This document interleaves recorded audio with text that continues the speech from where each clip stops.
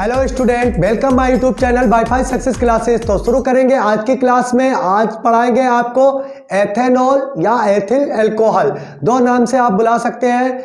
और ethyl alcohol alcohol series का सबसे मेन टॉपिक है अल्कोहल, क्योंकि अल्कोहल का जो आप टॉपिक चलेगा वो सिर्फ होगा एथिल अल्कोहल। तो देरी ना करते हुए स्टार्ट करेंगे आज की क्लास। और आज की क्लास में आपको पढ़ाया जाएगा CH3 single bond, CH2 single bond OH। इसको एक कंडीशन में और लिख सकते हैं C2H5OH। ये होती है क्लोज श्रृंखला यानी कि क्लोज चैन, ये ओपन चैन। इसका नाम होता है एथिल अल्कोहल, या एक बार में IPSC में इसका नाम बोल सकते हैं एथेनॉल।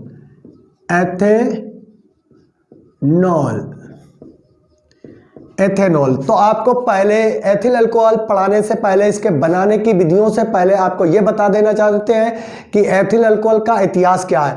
एथिल अल्कोहल को सबसे पहले जो खाद्य पदार्थ थे यानी खाने पीने वाली वस्तुएं थी, इनके किण्वन विधि द्वारा प्राप्त किया गया था। यानी कि इनको किण्वन किया गया, इनको सड़ाने और गलाने के बाद में जो एक यौगिक प्राप्त हुआ था, जो एक मुख्य आज कई प्रकार की दवाइयों और वैसे कई कंपनियों में यूज किया जाता है, कई प्रोडक्ट बनाए जाते हैं, लेकिन आज उसका एक मुख्य रूप यह है कि उसको शराब का मुख्य अवयव बोलते हैं, उसमें यूज किया जाता है। तो यहाँ पर बताएंगे तो सबसे पहले जब एथिल अल्कोहल को खाद्य पदार्थों से बनाया गया तो इसे बोलते हैं ग्रेन। यानी कि ग्रेन मतलब होता है बीजदार चीजें, वस्तुएं जिनमें बीज पाए जाते हैं, ग्रेन। अल्कोहल सबसे पहले इसका नाम रखा गया था ग्रेन अल्कोहल, ठीक है। और चूंकि ये अल्कोहल श्रेणी का सबसे महत्वपूर्ण अवयव है, सबसे महत्वपूर्ण अवयव है और सदस्य भी आप बोल सकते हैं, और ये सभी प्रकार की शराब में पाया जाता है, चाहे वो कोई भी हो, चाहे आपका राम, विस्की, बियर, जो भी वोडका, तमाम तरह की शराब होती है, उसका मुख्य अवयव क्या होता है? Ethyl alcohol. एथिल अल्कोहल का मुख्य अवयव होने के कारण इसका नाम रख दिया गया spirit of wine. Ethyl alcohol को आप एक नाम से पुकारते हैं, वो है स्पिरिट ऑफ वाइन। इसको इंग्लिश में लिखेंगे तो आप लिखेंगे स्पिरिट ऑफ वाइन। ये आपका होता है क्या? एथिल अल्कोहल का दूसरा नाम। तो एथिल अल्कोहल को सबसे पहले बनाया गया था, जितनी खाद्य पदार्थ की चीजें होती है उनके किण्वन विधि द्वारा, उनको सड़ा गला कर बनाया गया था। बहुत ज़्यादा विधियां होती हैं, तब उसके बाद में एथिल अल्कोहल प्राप्त होता है। तो चलिए अब देरी ना करते हुए स्टार्ट करते हैं आज की क्लास। एथिल अल्कोहल बनाने की विधियां। एथिल अल्कोहल बनाने की विधियों से पहले आपसे कह देना चाहते हैं, जिस बच्चे ने अभी तक, जिस स्टूडेंट ने अभी वीडियो को लाइक नहीं किया तो वो सबसे पहले वीडियो को लाइक करे। और जो भी स्टूडेंट हमारे चैनल से नए जुड़ रहे हैं उनसे ये कहेंगे कि वो अपने चैनल पर, अपने मोबाइल पर पहले चैनल को सब्सक्राइब कर लें, बेल आइकन ऑल को प्रेस कर लें, ताकि आने वाले वीडियो का नोटिफिकेशन आपको मिल जाए। और इसमें आपका ही फायदा होगा, क्योंकि आप उसके लिए समय निकाल लेंगे कि वीडियो को लिए कि पढ़ना कब है। वीडियो के लिए समय भी निकालना पड़ता है कि कब आपको पढ़ना है। तो चलिए स्टार्ट करते हैं एथिल अल्कोहल बनाने की विधियां। एथिल अल्कोहल बनाने की विधियां, और सबसे पहले बताएंगे सामान्य विधि, जिन्हें हम प्रयोगशाला भी विधि कहते हैं। तो बनाने की विधियां,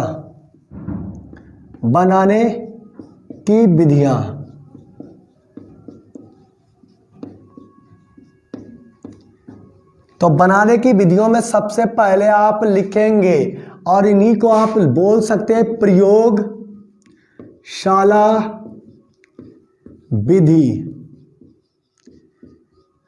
सबसे पहले आप प्रयोगशाला विधि बताएंगे तो लिखेंगे सबसे पहले C2H5Br, एथिल ब्रोमाइड के जल अपघटन द्वारा। आप ये सोचते होंगे कि जब एथिल ब्रोमाइड का जल अपघटन लिख दिया गया है तो जल से अपक्रिया करानी है। ऐसा बिल्कुल नहीं होता है। अपक्रिया आपको करानी होती है दो कंपाउंडों से, एक होता है आपका यौगिक क्या, कास्टिक सोडा, दूसरा होता है सिल्वर हाइड्रोक्साइड। इन दो यौगिकों से आपको अपक्रिया करानी होती है। किसकी, जो भी कंपाउंड आपका बोला जाता है उससे अपक्रिया आपकी करानी होती है। जब आपका लिख दिया जाएगा जल अपघटन तो आप यहां पर कराते हैं, किससे करानी है, C2H5Br की अपक्रिया आप करा दीजिए कास्टिक सोडा से। बहुत बार कराइए, आज कराइए सिल्वर हाइड्रोक्साइड के साथ में। तो C2H5Br को लिखेंगे AgOH, ठीक है। उसके बाद में सिल्वर हाइड्रोक्साइड डाल दिया और इसको गर्म कर दिया तो सिल्वर ब्रोमाइड, दोनों पृथक हो गए और ये OH अल्कोहलिक ग्रुप किसके साथ जुड़ गया, एथिल के साथ। तो बना क्या आपका C2H5OH एथिल अल्कोहल और AgBr पृथक हो जाता है। तो यहां पर इसकी लैंग्वेज लिखने के लिए क्या करेंगे कि एथिल ब्रोमाइड की अपक्रिया सिल्वर हाइड्रोक्साइड के साथ कराने पर एथिल अल्कोहल व सिल्वर ब्रोमाइड प्राप्त होता है। और आपका मेन कंपाउंड में क्या बनता है, एथिल अल्कोहल।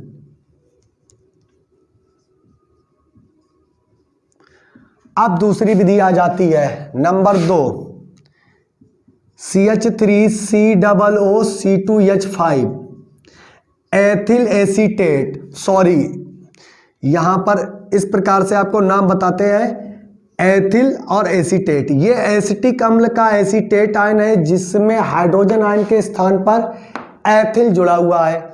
तो इसके जल अपघटन द्वारा, तो इसका नाम लिख देते हैं एथिल एसीटेट। ये एथिल एसीटेट है, इसका कराना है आपको जल अपघटन। और आप जानते हैं जल अपघटन के लिए दो ही कंपाउंड जरूरी है। एथिल एसीटेट का जल अपघटन कराना कंपाउंड कौन सा चाहिए, एक तो या तो सोडियम हाइड्रोक्साइड हो या तो सिल्वर हाइड्रोक्साइड। तो यहां पर चलिए जल अपघटन कराते हैं। तो लिखिए CH3COOC2H5। उसके बाद में यहाँ पर विद्युत ऋणात्मकता भी बतानी होगी तो ऐसे ही बना रखते हैं और लिखेंगे NaOH। एरो खींचिए और दोनों को एक साथ मिलाकर गर्म कर दीजिए। जब ये अपक्रिया होगी तो यहाँ से बॉन्ड क्रैश हो जाएगा तो एथाइल ग्रुप पर प्लस का चार्ज आ जाएगा और ऑक्सीजन ग्रुप पर, ऑक्सीजन एटम पर माइनस का चार्ज आ जाएगा। कारण ये है कि कार्बन की जो विद्युत ऋणात्मकता होती है जिसे हम कहते हैं इलेक्ट्रोनेगेटिविटी, वो ऑक्सीजन परमाणु से कम होती है क्योंकि कार्बन रखा होता है।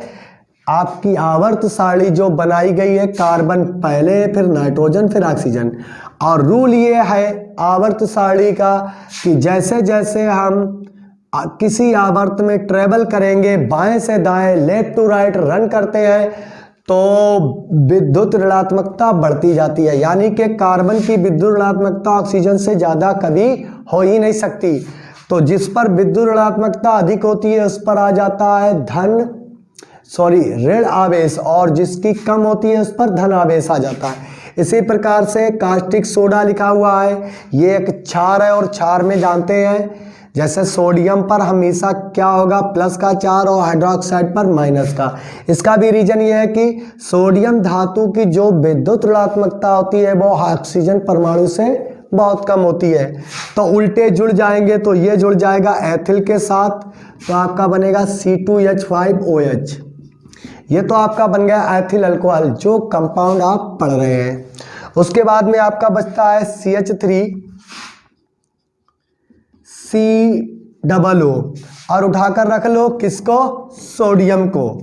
तो यहाँ पर Na जुड़ जाएगा। अब इसका नाम होगा सोडियम एसीटेट। जो हम बोल रहे हैं वही आपको नोट करना है, सोडियम एसीटेट। और इसकी लैंग्वेज नोट करना है तो लिखिए परिभाषा को साथ में मेरे, एथिल एथिल एसीटेट का जल अपघटन कास्टिक सोडा के साथ कराने पर एथिल अल्कोहल मुख्य उत्पाद में बनता है और सोडियम एसीटेट पृथक हो जाता है। ये आपका हो गया क्या, बनाने की विधियों में दूसरी विधि। अब आ जाते हैं नेक्स्ट विधि पर। रब करते हैं इसको और नेक्स्ट विधि करते हैं।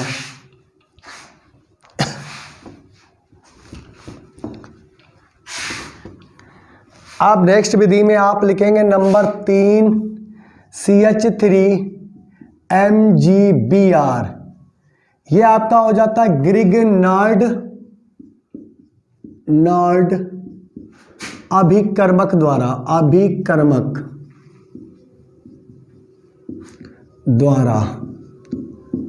तो ग्रिग्नार्ड अभिकर्मक द्वारा आपको अब क्रिया करानी है किससे? ग्रिग्नार्ड अभिकर्मक, ऐसा कोई कंपाउंड लेना है जो एथिल अल्कोहल को बना देता हो। तो सबसे पहला कंपाउंड लेंगे आप फॉर्मल्डिहाइड। क्या लेंगे? फॉर्मल्डिहाइड। यह फॉर्मल्डिहाइड है। इसकी अब क्रिया आप कराएंगे मेथिल मैग्नीशियम ब्रोमाइड। तो प्लस में आप ऐड करेंगे CH3MgBr रख लीजिए। और यह क्रिया हमेशा के लिए शुष्क ईथर की उपस्थिति में होती है। शुष्क ईथर की उपस्थिति में यह क्रिया कराई जाती है। तो क्या होता है कि यह बॉन्ड क्रैश हो जाता है। किसके कारण? क्योंकि ये एक जो होता है आपका कार्बोनिल कंपाउंड, ये ध्रुवीय होता है। इस पर आ जाएगा आपका माइनस का चार्ज और इस पर आ जाएगा प्लस का। ये बात बता चुके हैं, अभी भी बताइए हमने आपको कि ऑक्सीजन की जो विद्युत ऋणात्मकता होती है कार्बन से बहुत अधिक होती है। तो ऑक्सीजन इसीलिए इलेक्ट्रॉन को अपनी ओर खींचता है और कार्बन की ओर नहीं खींचा रहता है। तो इलेक्ट्रॉन किसकी ओर खींचा है? ऑक्सीजन परमाणु की ओर। इसी प्रकार से यहाँ पर मैग्नीशियम धातु की जो विद्युत ऋणात्मकता होती है बहुत कम होती है और मेथिल परमाणु की बहुत अधिक होती है। तो यहाँ पर मेथिल पर आ जाता है क्या? माइनस का चार्ज और आ जाता है मैग्नीशियम पर प्लस का चार्ज। ठीक उल्टे जोड़ देते हैं। ये MgBr ऊपर की ओर जुड़ेगा और ये यहाँ पर, ठीक है। ऐसा ही फंक्शन लिखते हैं H सिंगल बॉन्ड H और यहाँ पर आपका जुड़ा आकर CH3। अब ऊपर एक सिंगल बॉन्ड है और जिससे ऐड हो गया MgBr। ये आपका बन जाता है माध्यमिक यौगिक। अब अगर यहाँ से आप देखेंगे तो देखेंगे क्या लिखा हुआ है? CH3CH2O, यानी कि आपका लिख गया CH3 और CH2O। ये आपका बन जाएगा। लेकिन आप करा देंगे इसका जल अपघटन। तो जल अपघटन में ये हाइड्रोजन आयन और ये हाइड्रोक्साइड आयन, यहाँ पर बॉन्ड क्रैश होगा ऑक्सीजन और मैग्नीशियम के बीच से। तो इस जगह से बॉन्ड टूटने पर ऑक्सीजन की वैसे भी विद्युत ऋणात्मकता मैग्नीशियम से अधिक होती, तो ये माइनस का हो जाएगा और ये प्लस का आयन हो जाएगा। उल्टे ऐड कर देते हैं, यानी कि प्लस वाले को माइनस और माइनस वाले को प्लस दे देते हैं। अब देखिए क्या बनेगा। यहाँ से लिखेंगे CH3 और बीच का इतना फंक्शन क्या है? CH2। उससे जुड़ा क्या हुआ है? ऑक्सीजन। क्या जुड़ने आ रहा? हाइड्रोजन। बन गया एथाइल अल्कोहल। प्लस में क्या बचा? Mg। इधर क्या जुड़ा है? Br। और इधर क्या है आपका? सिंगल बॉन्ड OH जोड़ दीजिए। तो ये हो गया मैग्नीशियम हाइड्रोक्सी ब्रोमाइड। तो क्या लिखेंगे कि मेथिल मैग्नीशियम ब्रोमाइड की अपक्रिया फॉर्मल्डिहाइड के साथ शुष्क ईथर की उपस्थिति में कराने पर आपका क्या बनता है?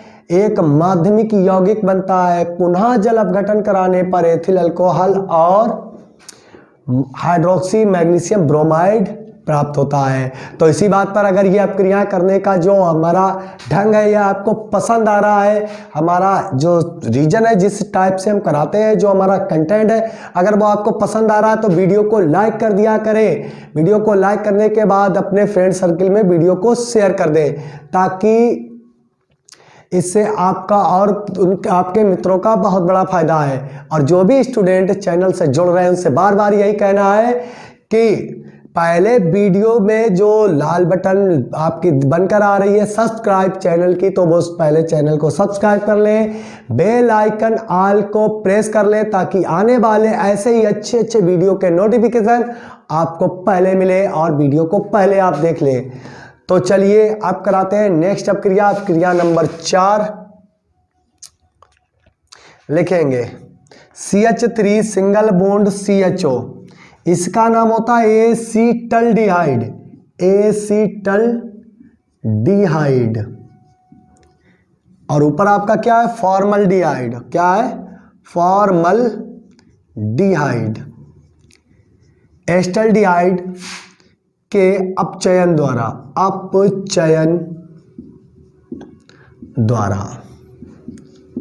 तो एसिटल्डिहाइड का अपचयन कराना है तो आप लेंगे बनाना क्या, अल्कोहल। क्या बनाना, एथिल अल्कोहल। तो अल्कोहलिक कोई उत्प्रेरक ले लेंगे। सोडियम धातु और एथिल अल्कोहल की उपस्थिति में, एथिल अल्कोहल ही बनाना है और सोडियम धातु और एथिल अल्कोहल की उपस्थिति में acetaldehyde CH3 single bond C double bond O और सिंगल बॉन्ड H, इसका अपचयन कराना है। और अपचयन हमेशा किसके साथ होता है, हाइड्रोजन गैस के साथ। ये H2 जो लिखा हुआ है आप ऐसे लिख सकते हैं H2, हाइड्रोजन गैस के साथ कराना है। अब इसका ये बॉन्ड क्रैश हो जाएगा, एक यहाँ पर, एक हाइड्रोजन ऊपर जुड़ जाएगा, एक नीचे जुड़ जाएगा। ये जो कार्बन से हाइड्रोजन जुड़ा है तो यहाँ पर हो जाएगा CH2 और ये CH3 ऑलरेडी है, और ये ऊपर वाला फंक्शन क्या बन जाएगा, OH। तो ये बन जाएगा CH3 CH2 और फंक्शन ऊपर वाला OH बन जाएगा। तो ये अगर सही से लिखो आप तो आपको दिख रहा होगा कि ये लिखा हुआ है एथाइल अल्कोहल। तो इस प्रकार से प्रयोगशाला में बनाते हैं एथिल अल्कोहल। उसके बाद में आ जाते हैं आप, सबसे पहली विधि लिखेंगे ईस्ट के किण्वन द्वारा, किण्वन विधि द्वारा अल्कोहल कैसे बनाया जाता है। तो रफ करेंगे, इसे रफ करते हैं। बनाने की विधियों में लिखेंगे प्रयोगशाला विधि के अलावा औद्योगिक विधियां।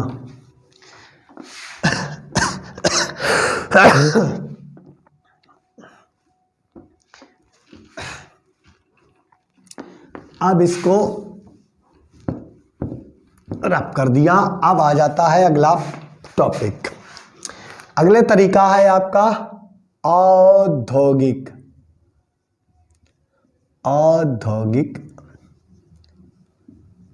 विधियां।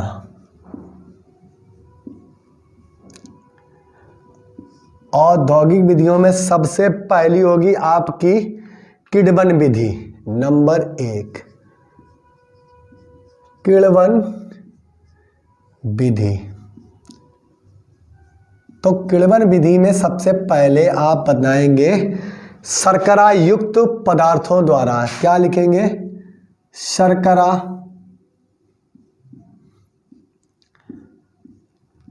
युक्त पदार्थ द्वारा। अब आप देखिए कैसे चित्रात्मक तरीके से आपको बताते हैं अल्कोहल कैसे बनाई जाती है। फिलहाल में बनते हुए नहीं देखिए, लेकिन जो विधि है उसके विधि द्वारा आपको बताते हैं। आपने देखा होगा जर्नल कि जो हमारी चीनी होती है उसका निर्माण ऐसे होता है कि गन्ने के बड़े बड़े गट्ठरों को पहले पेर कर क्या निकाल लिया जाता है, उसमें उपस्थित जूस, जो भी रस होता है गन्ने का, उसे निकाल लिया जाता है। जब इस रस को सभी पदार्थ क्रिस्टलीकृत करने के बाद जब चीनी प्राप्त हो जाती है, इस रस से क्या प्राप्त हो जाती है, चीनी प्राप्त हो जाती है। तो चीनी प्राप्त होने के बाद में इसी रस में कुछ चाशनी जैसा, चीनी तो प्राप्त हो गई, क्रिस्टलीकृत कर लिया, चीनी को अलग हटा लिया। चीनी को अलग हटाकर उसको बोरों में, पैकेटों में और जो बड़े बड़े गट्ठर होते हैं उनमें भरकर रख लिया और चीनी को अलग कर दिया। अब उस चीनी के बाद में कुछ चाशनी जैसा, कैसा, चाशनी जैसा गाढ़ा द्रव बचता है।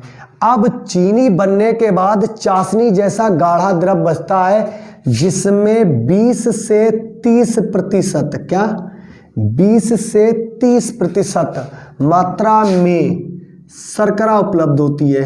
क्या पाई जाती है? शर्करा।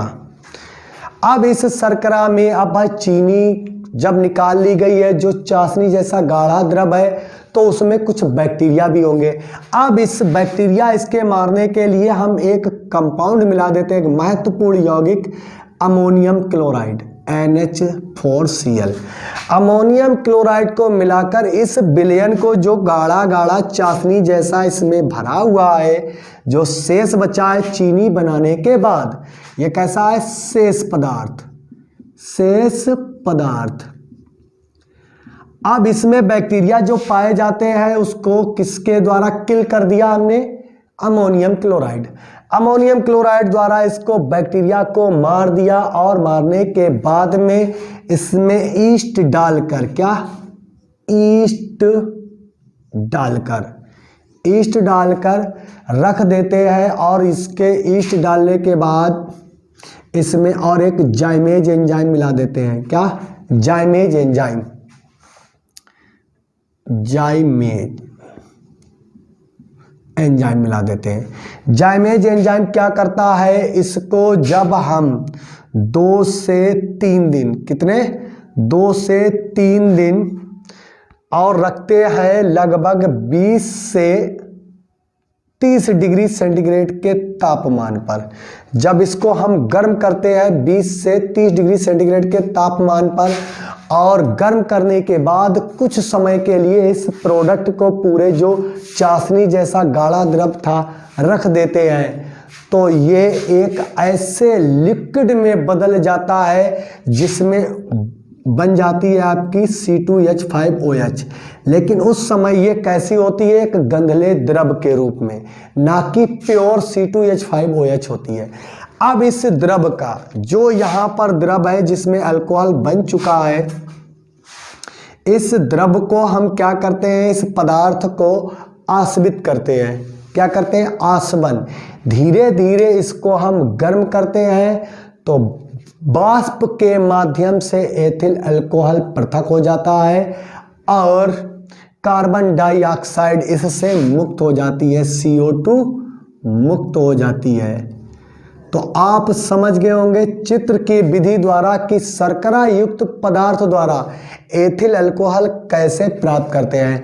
तो आपको बताते हैं, शर्करा में उपस्थित होती है, तो ये चित्र बना रहने देंगे। और शर्करा का फार्मूला होता है C12H22O11। इसका जल अपघटन कराते हैं आप H2O। अगर आप HCl डाल दें, नहीं तो इन्वर्टेज एंजाइम आपके स्टोमच में होता है। ये प्रोसेस होती है आपके पेट में भी, ठीक है। अब यहाँ पर इसको रब कर देते हैं और आगे बताते हैं कैसे बनाइए अल्कोहल। तो जो शर्करा जैसा पदार्थ था उसमें शर्करा उपलब्ध थी, जल अपघटन कराया तो आपको प्राप्त हुआ C6H12O6। एक आपको बनेगा ग्लूकोज, दूसरा इसी से प्राप्त होगा C6H12O6 यानी कि C6H12O6, और ये होगा आपका फ्रक्टोज। तो जो ग्लूकोज और फ्रक्टोज आपका प्राप्त होता है कब? जब शर्करा का, यानी कि जो चीनी होती है, और उसमें कितना प्रतिशत पाया जा रहा था? 20 से 30% जो शर्करा थी वो धीरे धीरे जल अपघटन द्वारा, जल अपघटन कैसे हुआ देखिए, ये 2 यहाँ पर मिलाएंगे तो ये 22 की जगह पे 24 हो जाएंगे हाइड्रोजन। ऑक्सीजन इससे मिलेगा तो ये ऑक्सीजन 12 हो जाएंगे, और 12 कार्बन पहले से है, तो 6 और 6 12 कार्बन आपको प्राप्त होंगे, और हाइड्रोजन 22 और 2 24, 12 यहाँ 12 यहाँ है। ऑक्सीजन 11 और 1 12 होती है, तो 6 यहाँ 6 यहाँ पर है। अब ग्लूकोज और फ्रक्टोज, यानी कि ग्लूकोज C6H12O6, ये आपका ग्लूकोज होता है। इसको ग्लूकोज का फार्मूला और फ्रक्टोज का एक जैसा होता है, बस इसकी संरचना सूत्र द्वारा ही इसको हम बता सकते हैं ये भिन्न क्यों है, ठीक है। ये आगे की क्लास में बताएंगे। तो ग्लूकोज का फार्मूला C6H12O6, यही होता है फ्रक्टोज। फ्रक्टोज। तो फ्रक्टोज का जब क्या ईस्ट डालेंगे, क्या ईस्ट डालेंगे, चलिए ईस्ट लिखते हैं, ईस्ट डालेंगे और जाइमेज, जाइमेज एंजाइम की उपस्थिति में रख देंगे 2 से 3 दिन के लिए, तो ये कार्बन डाइऑक्साइड मुक्त होती रहेगी और आपका धीरे धीरे विघटन के बाद, आसमन के बाद क्या बनेगा, एथाइल अल्कोहल। यही आपको प्राप्त करना था। अब देखेंगे एथिल अल्कोहल बना कितने, कार्बन कितने 6, यहाँ तो 3 और 1, 2 और 1 3 ही प्राप्त हुए हैं, तो हम यहाँ पर कर देंगे 2 का मल्टीप्लाई, तो हमें हाइड्रोजन भी तो देखने 12, तो 2 पंचे 10, 10 हाइड्रोजन और 2 एकन 2, 10 और 2 12 ऑक्सीजन आपके पूरे हो गए। कार्बन देखेंगे 2 दूनी 4 यानी कि 6 है, तो 2 का मल्टीप्लाई यहाँ लगाइए, हो गए पूरे। ऑक्सीजन देखेंगे कितने हैं टोटल 6, तो 2 एकन 2 और 2 दूनी 4 यानी कि 4 यहाँ, 2 यहाँ पर है और 4 यहाँ पर, 6 ऑक्सीजन हो गए। तो इस प्रकार से स्टार्च किडमन विधि द्वारा शर्करा युक्त पदार्थों से आप क्या प्राप्त कर लेते हैं, एथिल अल्कोहल। आज के कई स्थानों पर इनका उपयोग करके ये बताते हैं कि जो गुड़ होती है, गुड़ का सीरा बनाते हैं, सीरा बनता है तो उसमें ग्लूकोज और फ्रक्टोज ही होता है। जब गुड़ होती है उसको टेम्परेचर में, ऐसे टेम्परेचर में रखते हैं, वो अपघटित होते होते होते होते यानी कि कोई एंजाइम डाल देते हैं, वो आपका HCl डाल दे या फिर उसमें इन्वर्टेज एंजाइम डाल दे, तो वो जो गुड़ होती है धीरे धीरे विघटित होने के पश्चात एक तरल द्रव में बदल जाती है जिसे हम सीरा कहते हैं, उसमें ग्लूकोज और फ्रक्टोज पाया जाता है। ठीक है, ग्लूकोज फ्रक्टोज पाया जाता है। अब उस ग्लूकोज और फ्रक्टोज में ईस्ट और जाइमेज एंजाइम डालकर जब हम आश्रित करते हैं तो कार्बन डाइऑक्साइड गैस मुक्त हो जाती है और एथाइल अल्कोहल प्राप्त होता है। यह विधि एक जर्नल है जिसका आमतौर पर बिना पढ़े लिखे भी लोग यूज कर सकते हैं, इस विधि का यूज करते भी हैं।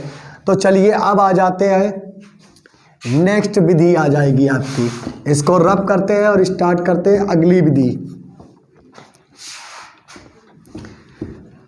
चलिए अब यहां पर स्टार्ट होगा स्टार्च। स्टार्च आप नहीं जानते जिसका फार्मूला होता है, ये एक पॉलीसेकेराइड शर्करा होती है, यानी कि छोटी छोटी कड़ियां जुड़ी होती हैं, C6H10O5 का होल N, ये होता है स्टार्च युक्त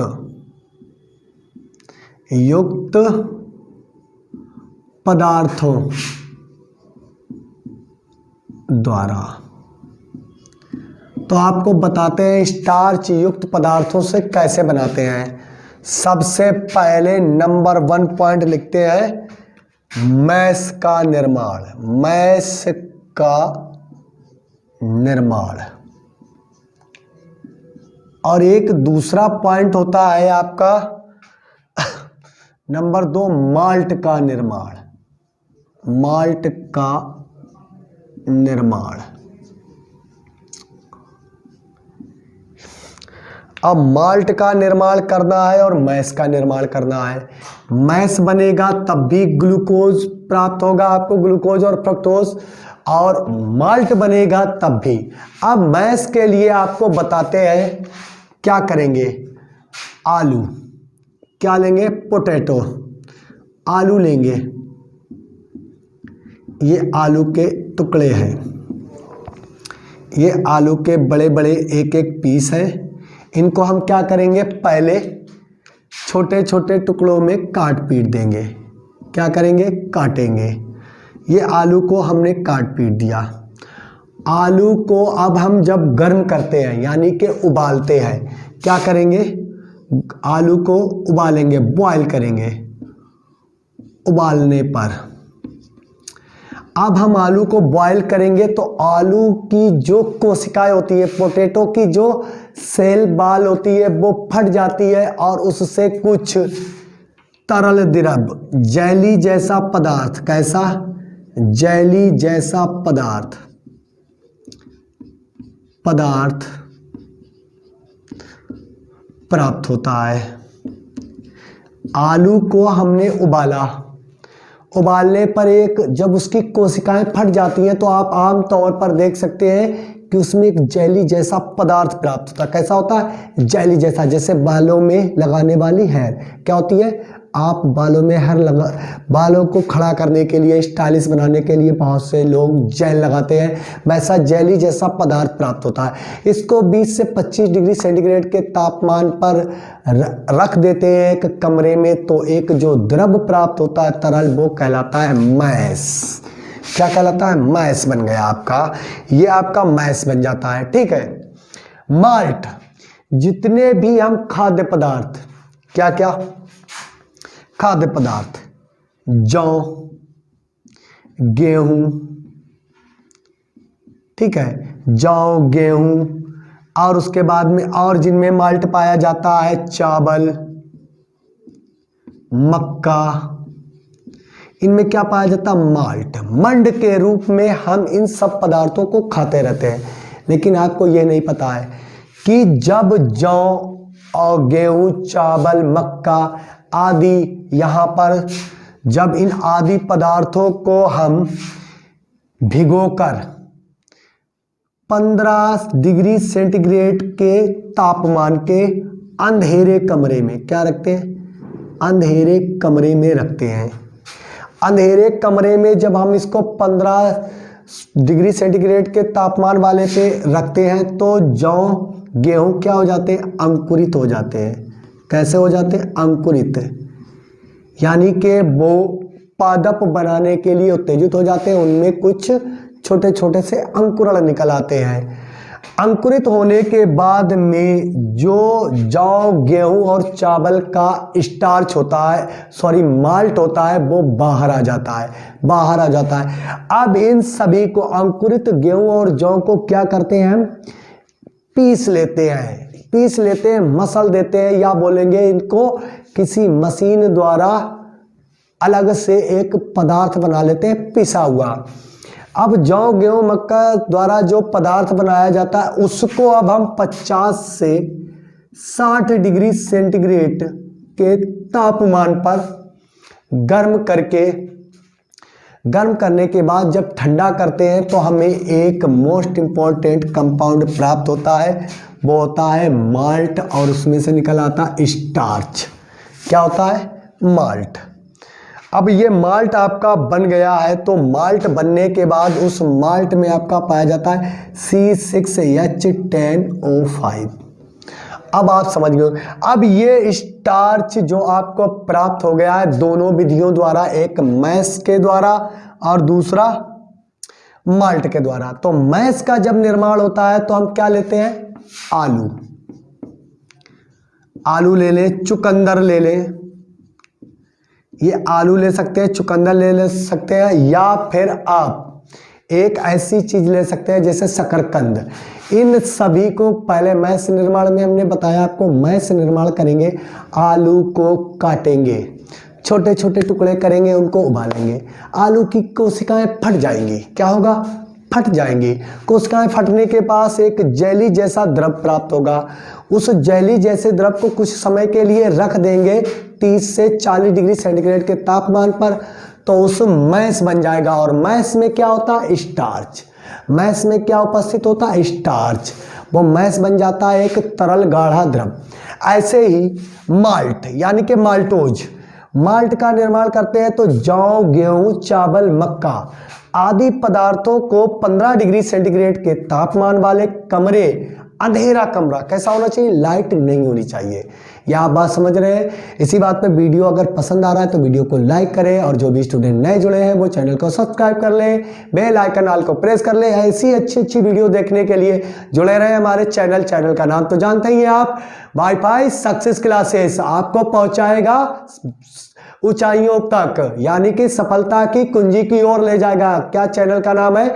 वाईफाई सक्सेस क्लासेस। तो इसी बात पर लाइक करिए, दबा कर लाइक करिए। ज़्यादा से ज़्यादा वीडियो पर लाइक आएंगे तभी हमें ज़्यादा उत्तेजना मिलेगी।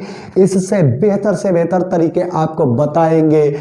ऑर्गेनिक कंपाउंड हो, चाहे वो इनऑर्गेनिक केमिस्ट्री हो, चाहे वो ऑर्गेनिक केमिस्ट्री हो, किसी भी तरीके से देखिए, लाइक करने पर, आपके लाइक करने पर ज़्यादा हमें खुशी मिलती है। जब भी हम वीडियो को ऑन करके देखते हो तो सबसे पहले क्या देखते हैं? लाइक।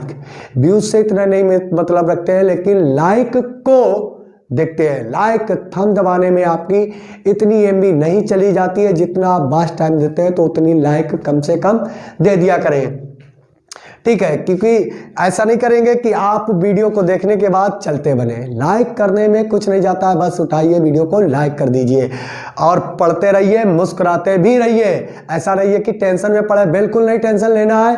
एग्जाम में आप जाएंगे तो कहेंगे हाँ बात बिल्कुल सच थी, वाईफाई सक्सेस क्लासेस में जो पढ़ाया गया था वो 100% सही था। तो इससे पहले कि आपका जो सुरक्षा चक्र बना हुआ है वो टूट ना जाए, तो जुड़े रहे हमारे चैनल से और पढ़ते रहे और मुस्कुरा कर पढ़ते रहे। तो चलिए आपको आगे की प्रोसेस बताते हैं कि जब जौ, गेहूं और चावल को 15 डिग्री सेंटीग्रेड के तापमान वाले अंधेरे कमरे में रखते हैं। किस कमरे में? अंधेरा, लाइट नहीं होनी चाहिए। तो जौ, गेहूं अंकुरित हो जाते हैं। अंकुरित होने के बाद इनका जो माल्ट होता है वो उनके अंकुर में आ जाता है। अब इसको हम पीस लेते हैं या मसल लेते हैं।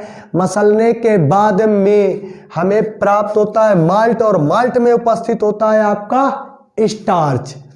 अब बताते हैं स्टार्च से आपकी एथिल अल्कोहल कैसे प्राप्त की जाती है। तो इसको रब कर देते हैं और बताते हैं स्टार्च के द्वारा।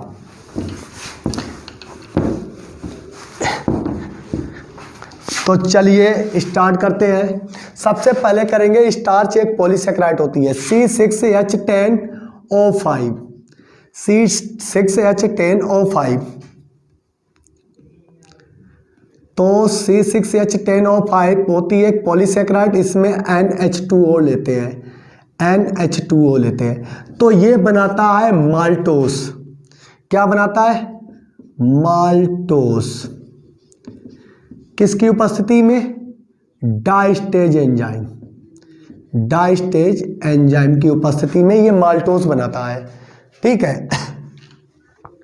अब माल्टोस बनाता है डाइस्टेज एंजाइम की। माल्टोस का जो आणविक सूत्र होता है बिल्कुल चीनी के समान होता है, जैसे C12H22O11। ये बिल्कुल चीनी के समान है, लेकिन ये किसका है फार्मूला? माल्टोस। और ये बनती है आपकी पॉलीसेकेराइड, तो होल N लगाएंगे। क्या लगाएंगे? Whole N।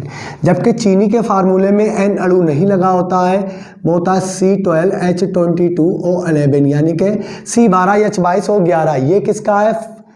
आणविक फार्मूला आपका चीनी का, जिसे हम शर्करा भी कहते हैं, ठीक है?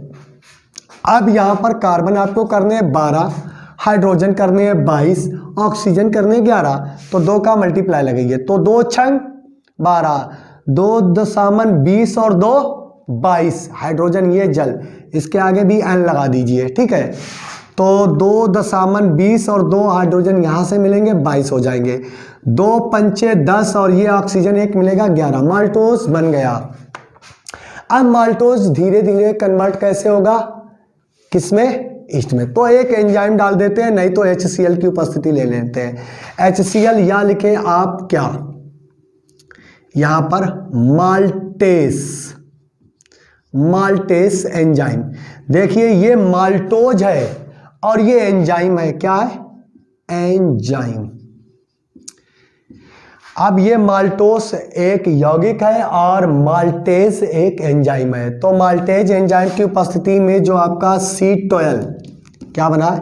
C12H22O11 का होल N, यानी आपका क्या है? माल्टोस। माल्टोस बना हुआ है। माल्टोस का जब हम क्या करेंगे? जल अपघटन, यानी कि H2O डालेंगे, तो ये 2 हाइड्रोजन इससे मिलेंगे तो 24 हो जाएंगे, और ये ऑक्सीजन इससे मिलेगा तो 12 हो जाएंगे। तो 2 अणु ग्लूकोज के बनाता है। किसके? यहां पर आप लिख सकते हैं माल्टोस। तो बनाएगा C6H12O6। ये क्या होता है, माल्टोज ऑलवेज ग्लूकोज ही बनाता है, फ्रक्टोज नहीं बनाता है। इसी कारण आलू खाने से क्या होता है, आलू जैसे पदार्थ खाने से या गेहूं मक्का आदि खाने से जिनमें ज़्यादा स्टार्च पाया जाता है वो ऑलरेडी सभी क्या बनाते हैं, केवल ग्लूकोज बनाते हैं। और ग्लूकोज का जब लेवल ब्लड में बढ़ जाता है, लेवल बढ़ जाता है, तो क्या बनता है, हमारे अंदर एक बहुत ही खतरनाक बीमारी उत्पन्न हो जाती है मानव जाति में, जिसे कहते हैं मधुमेह। मधुमेह, इसे और एक वर्ड में डायबिटीज बीमारी भी कहते हैं, क्योंकि तभी तो आलू खाने से रोका जाता है, जिसको थोड़ी बहुत शिकायत आ जाती है किसकी, मधुमेह शुगर बीमारी की। ठीक है, तो उस समय माल्टोज यानी कि आलू खाने से रोक दिया जाता है, क्योंकि माल्टोज सबसे पहले स्टार्च बदलता है माल्टोज में और माल्टोज कन्वर्ट होता रहता है ग्लूकोज में। ऑल टोटल ग्लूकोज बनेगा तो शर्करा का लेवल ब्लड में बढ़ जाएगा, ज़्यादा मात्रा में रक्त में शर्करा घुलेगी तो मधुमेह जैसा रोग हो जाएगा। अब आ जाते हैं ग्लूकोज, पुरानी रिएक्शन C6H12O6, ये आपका होता है ग्लूकोज का जब हम ईस्ट डालेंगे, क्या ईस्ट डालेंगे, और यहाँ पर होगी कौन सी एंजाइम की, जाइमेज एंजाइम डालकर रख देंगे 2-3 दिन के लिए, और थोड़ा सा आसवन करेंगे। उसके बाद में 2-3 दिन के लिए रख देंगे तो सीरा बन जाएगा, और सीरे का जब हम आसवन करेंगे तो कार्बन डाइऑक्साइड मुक्त होगी और आपको प्राप्त होगा C2H5OH एथिल अल्कोहल। पूरा करने के लिए आप क्या करेंगे, पुरानी विधि जैसा 2 का मल्टीप्लाई लगाएंगे और 2 यहाँ पर लगा देंगे, ये आपका पूरा हो जाएगा। 2 पंचे 10 और 2 एकन 2, 12 हाइड्रोजन, 2 दूनी 4 और 2 कार्बन यहाँ पर। तो आपका इस प्रकार से बनता है एथाइल अल्कोहल। यही 2 विधियां होती हैं, एक तो देखिए प्रयोगशाला और औद्योगिक विधि। सबसे ज़्यादा इम्पोर्टेंट होगी आपके लिए औद्योगिक विधि। जितनी बातें हमने बताई हैं इनको ही भाषा में लिखना पड़ेगा और ये आसान से रिएक्शन देनी पड़ेंगी आपको। तो रखते हैं आज की क्लास में इतना ही टॉपिक, क्योंकि आप बड़े वीडियो नहीं, छोटे छोटे वीडियो के माध्यम से आपको पढ़ाएंगे। तो ऐसे ही अगर मेरा वीडियो ये आपको पसंद आया है, यानी इक्वेशन या रासायनिक अपक्रिया बनाने की विधि आपको अच्छी लगी तो वीडियो को लाइक करें। चैनल को जो भी नए जुड़ने चाहते हैं वो चैनल को पहले सब्सक्राइब कर लें, बेल आइकन ऑल को प्रेस कर लें। तो मिलते हैं नेक्स्ट वीडियो में नेक्स्ट टॉपिक के साथ, तब तक के लिए धन्यवाद, बाय बाय।